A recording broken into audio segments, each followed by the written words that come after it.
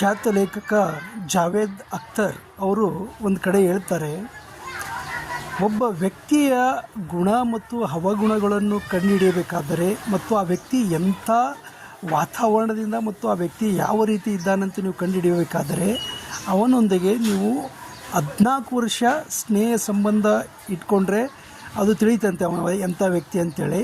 ಅಥವಾ ಆ ವ್ಯಕ್ತಿಯೊಂದಿಗೆ ನೀವು ಪ್ರವಾಸ ಮಾಡಿದರೆ ಆ ವ್ಯಕ್ತಿಯ ಗುಣ ನಿಮಗೂ ತಿಳಿಯುತ್ತಂತೆ.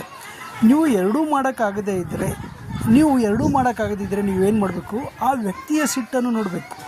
ಆ ವ್ಯಕ್ತಿ ಸಿಟ್ಟು ನೋಡಿದಾಗ ನಿಮಗೆ ಗೊತ್ತಾಗ್ತಂತೆ ಆ ವ್ಯಕ್ತಿ ಎಂಥ ಹಿನ್ನೆಲೆಯಿಂದ ಬಂದಾನೆ, ಆತ ಕೆಟ್ಟವನೋ ಅಥವಾ ಒಳ್ಳೆಯವನಂತೇಳಿ ಅವನ ಸಿಟ್ಟು ನೋಡಿಕೊಂಡೇ ನಾವು ಕಂಡುಹಿಡ್ಬೋದಂತೆ. ಯಾಕಪ್ಪ ಅಂತಂದರೆ ಒಳ್ಳೆಯ ವ್ಯಕ್ತಿಯ ಸಿಟ್ಟು ಬೇರೆ ರೀತಿ ಇರ್ತದಂತೆ, ಕೆಟ್ಟ ವ್ಯಕ್ತಿಯ ಸಿಟ್ಟು ಬೇರೆ ರೀತಿ ಇರ್ತದಂತೆ. ಅದು ಕ್ಷಣ ಮಾತ್ರದಲ್ಲೇ ಆ ವ್ಯಕ್ತಿಯ ಸಿಟ್ಟನ್ನು ನೋಡಿ ಅವನ ಸಂಸ್ಕಾರ ಮತ್ತು ಸಂಸ್ಕೃತಿಯನ್ನು ನಾವು ಕಂಡುಹಿಡ್ಬೋದೆಂದು ಜಾವೇದ್ ಅಖ್ತರ್ ಅವರು ಹೇಳ್ತಾರೆ.